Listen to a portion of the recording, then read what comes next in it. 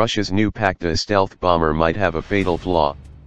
Russia is gearing up for the eventual start of production for the PAK-DA stealth bomber, even though the aircraft will not be ready for many years to come. One of the many challenges for the Russians to overcome is the shortage of trained and experienced personnel to build such a complex aircraft. The enterprise is working on the design and organization of the production of a prospective long-range aviation complex. Nikolai Savitskih, the Director General of the Kazan Aviation Plant, KAZ, told the Russian-language TASS news service. KAZ was identified as the parent manufacturer, will ensure the production load for the next decade. Right now, Tupolev is working under a contract to develop and build a prototype for the new bomber. However, the Kazan factory, which will also build the Tupolev Tu-160 M2 Blackjack, will need more trained workers. One of the problematic issues for the company is the shortage of highly skilled specialists such as mechanics, engineers, designers, workers, etc., Savitskih said.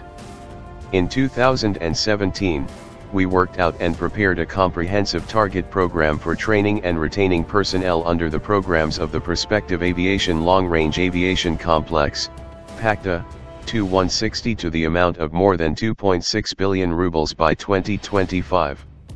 To date, this program is being approved by the government of the Russian Federation. Michael Kaufman, a Russian military affairs specialist at the Center for Naval Analyses, said that the PAK-DA program is more or less a research and development program at the moment. The key to success for the program depends on Russia's ability to develop an appropriate power plant for the new bomber and its ability to build the stealthy surfaces needed for such a machine. If Russia can find the money to pull off the development program, then there is a real possibility of starting PAK-DA production late in the next decade. Then maybe we can build something here in mid-2020s, Kaufman said. However, it is not clear that Russia actually needs the PAK-DA. The Tu-160 M2, which should be entering production in the coming years, combined with stealthy new long-range cruise missile, would provide the Kremlin with excellent strike capability at far lower cost. It's an answer to a question that's not really being asked, Kaufman said.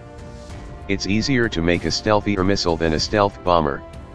So with a super long-range missile, why do you need a new bomber? Russia has a host of long-range stealthy cruise missiles in its inventory and several more under development. In Kaufman's view, the Kremlin would be wiser to spend its money upgrading its Tupolev Tu-95 and developing more efficient engines for its Tu-160 while funding cruise missile programs than wasting money on a PAK-DA. Basically, it makes more sense to spend money to bring the Tu-95 and Tu-160 fleets to higher operational readiness, Kaufman said. Upgrading the Tu-160 to improve fuel efficiency will also have a noticeable impact. So in my view, they already have the missile, now they need the upgraded engines.